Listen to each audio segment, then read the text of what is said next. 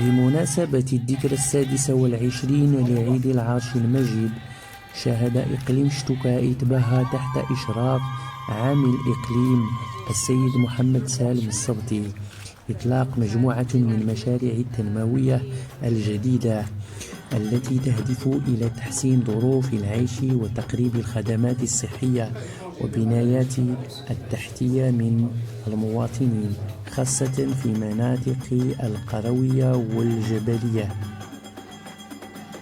ففي جامعة وادي الصفا أشرف عامل الإقليم على تدشين مستوصف قروي وسكن وظيفي بدوار إغريس بكلفة تجاوزت 1,000,000 درهم لتعزيز الخدمات الصحية خصوصا في مجال الصحة الأم والطفل.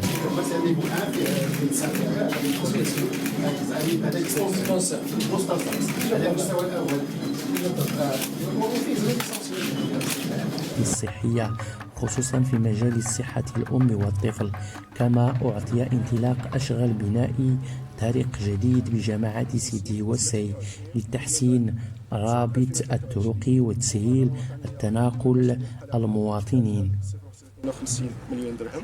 وبالنسبه للجهه حتى يبقى لها ان غوليكا، حيت سنه 2023 ما كانش مبرمجه الجهه، الغوليكا ديالها كان 11.4، وبالنسبه لصندوق التنميه القرويه كان 81 مليون ديال الدرهم فاصلة 6.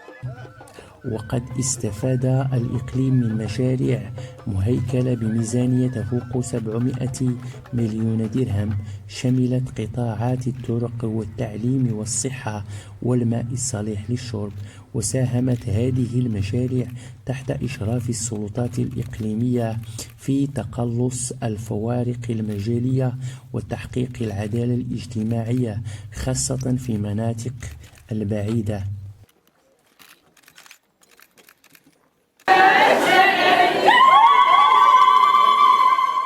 كما أشرف السيد عامل إقليم شتوكا إتباها بجماعة سيدي بيبي على تدشين طريق تربط دوار تاغوت إحشاش بالطريق الوطنية، إضافة إلى مستوصف قروي جديد بدوار بن قمود ضمن برنامج التنمية البشرية.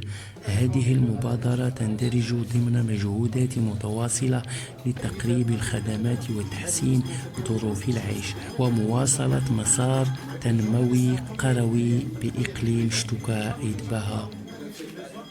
جماعة بيغورا يومه الاثنين 3 صفر 1447 للهجرة الموافق 28 من يوليوز 2025 ميلادية، رفقة وفد رسمي وبحضور السادة المنتخبين وممثلي المجتمع المدني وسكان المدينة، على وضع الحجر الأساسي لبناء مقر الجماعة الترابية لبيغورا، وذلك في إطار تعزيز البنيات الإدارية وتجويد الخدمات المقدمة للمواطنين، إضافة إلى المساهمة في تحسين المشهد الحضري لمركز الإقليم.